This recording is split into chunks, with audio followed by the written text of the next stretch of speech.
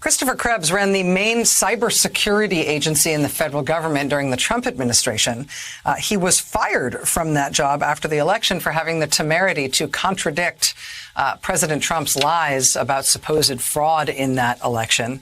He joins us now as we continue the interview. Mr. Krebs, I just have to ask if you, given that experience, if you're surprised this is still such a live issue. Did you know that this would continue to grow and sort of metastasize and start eating of the Republican Party, at least the way it is now? Or did you think this is something that we'd sort of had to get through, but then it would be over? Well, I don't think I necessarily anticipated it or expected it to get to the degree that, it in fact did today with Representative Cheney losing her leadership spot. And, that's really the only casualty, apparently, of January 6th and the big lie. But we did anticipate, going back several years, the calling of the rigged election. This really, the seeds for this were laid prior to the 2016 election, and then it started to bubble up about this time last year as well, when the former president was talking about mail-in ballots and how that would lead to a rigged election. While we were focusing on the actual technical security of the voting machines and the resilience of the systems, including supporting the rollout of more paper ballots across the country, we were also gravely concerned about the rise of disinformation, not just from foreign actors, but as it turned out, domestic actors. And disinformation is just one of the realities unfortunately, of life right now. And we're taking a hard look at that over at the Aspen Institute and the commission that I'm co-chairing. But this is just the natural evolution of the big lie, and it appears to be taking pretty deep root, particularly in the House of Representatives. And we're going to have to come to grips with this one way or the other. This democracy that we all enjoy and that we love is at serious risk.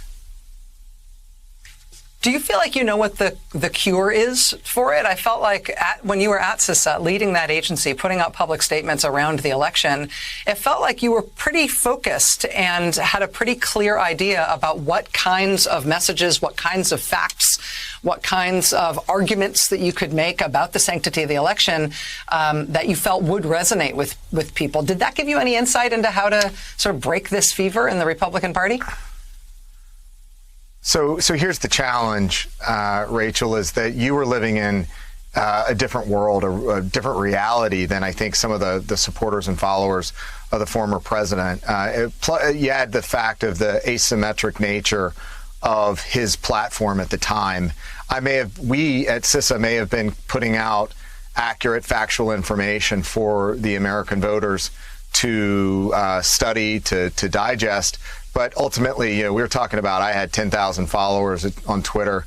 The agency had about 150,000. That's stacked up against someone with 89 million. So there is just an asymmetric threat there, frankly, that we couldn't overcome. And ultimately, it comes down to what's really developed is two different realities. It's the one we live in that's based on truth and trust, and the other that's based on whatever the former president says. And so how do we get past this?